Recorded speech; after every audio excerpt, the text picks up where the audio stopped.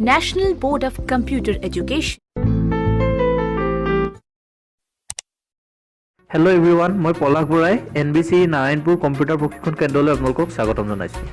আজি আমি ফটোশ্বপত কেনেকৈ আমি 4x6 ফটো বনোৱা হয় তাৰ বিষয়ে শিকিম। প্ৰথমে আমি সাৰ্চত গৈ ফটোশ্বপটো ওপেন কৰিম।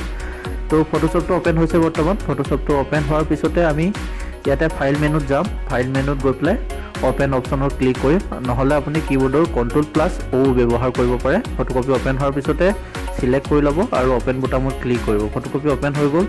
তো ফটোকপি এতিয়া আমি 4x6 বা এলবাম সাইজত বনাব লাগিব। তাৰ কাৰণে আমি কি কৰিব লাগিব, মেনু বাৰৰ তলতে এটা টুল বাৰ আছে। ইয়াতে আমাৰ সাইজটো মিলাব দিছে। ইয়াতে ওয়েট আছে আৰু হাইটটো আছে। আমি ওয়েটটো 4 কৰিছো ইঞ্চি আৰু হাইটটো 6 ইঞ্চ কৰিছো। ইয়াতে ৰিজলিউশন যোনটো আছে এটো 300 হ'ব, এটা মনত ৰাখিব। তাৰ পিছত আমি টুল বাৰডালৰ যোনটো ক্ৰপ বুটাম আমি কাটিব পাৰো। তো ক্ৰপ বুটামটো আমি লৈ লৈছো। তো ক্ৰপ বুটামটো লৈ লোৱাৰ লগে লগে আমি ফটোকপি সাইজটো মিলাই আমি ক্ৰপ কৰি লম।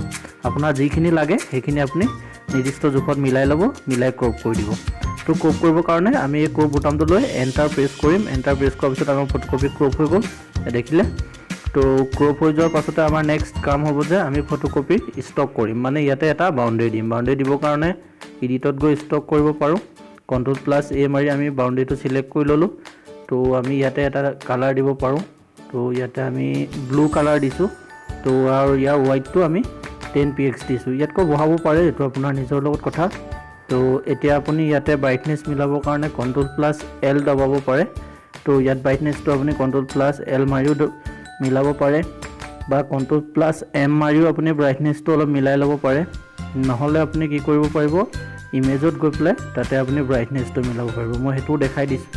এডজাষ্টমেণ্টত গৈ আপুনি ব্ৰাইটনেছটো কেনেকৈ মিলাব, ব্ৰাইটনেছত যাব, ব্ৰাইটনেছটো অলপ বঢ়াই দিব আৰু ফটোখন বেছি বগা হৈ গ'লে আপুনি কনটেক্সটটো অলপ মিলাই দিব। তাৰপিছত কিন্তু আপুনি অ'কে বুটামটো প্ৰেছ কৰিব, নহ'লে আপোনাৰ ফটোটো ব্ৰাইটনেছটো নিমিলিব। তো নেক্সট আপোনাৰ কাম হ'ব, আমি এখন নতুন A4 পেজ ল'ব লাগিব। A4 পেজত 4x6 হয় আমি 3খন ফটো এনেদৰে বনাব পাৰিম। তো A4 লোৱাৰ পিছতে আমি যোনটো 4x6 ফটো আছিলে এই ফটোটো মাউছ আৰু কিবোৰ্ডৰ সহায়ত আমি ইয়ালৈ টানিম, ড্ৰেগ কৰিম।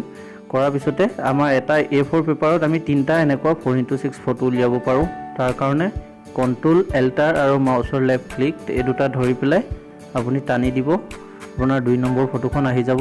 তাৰপৰা অহাৰ পিছতে আপুনি সাইজটো মিলাই ল'ব। ফটোখনৰ সাইজটো মিলি আছে, A4 সাইজত সঠিকভাৱে বহাই ল'ব আৰু তলত এখন ফটো দিব। এতিয়া দেখিছে এই ফটোখন তলত ৰখা নাই, সেইকাৰণে আমি ফটোখন ৰোটেট কৰি দিছোঁ। আমি মোবাইলত যেনেকৈ ৰোটেট কৰিব পাৰোঁ, ইয়াতে এংগলটো চেঞ্জ কৰি দিলে ফটোখন ৰোটেট হৈ যাব।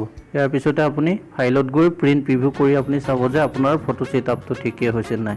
তো ছেটআপটো যদি ঠিকেই হয়, স্কেল ফিটটো মিডিয়া কৰিব আৰু মিডিয়া কৰাৰ পিছতে আপুনি প্ৰিণ্ট অপশ্যনত গৈ তাতে পেপাৰ সাইজটো সিলেক্ট কৰিব, A4 পেপাৰ পোৰ্ট্ৰেইট, আৰু সিলেক্ট কৰাৰ পিছত ফটো পেপাৰ সিলেক্ট কৰি আপুনি প্ৰিণ্ট কৰিব পাৰিব। ধন্যবাদ।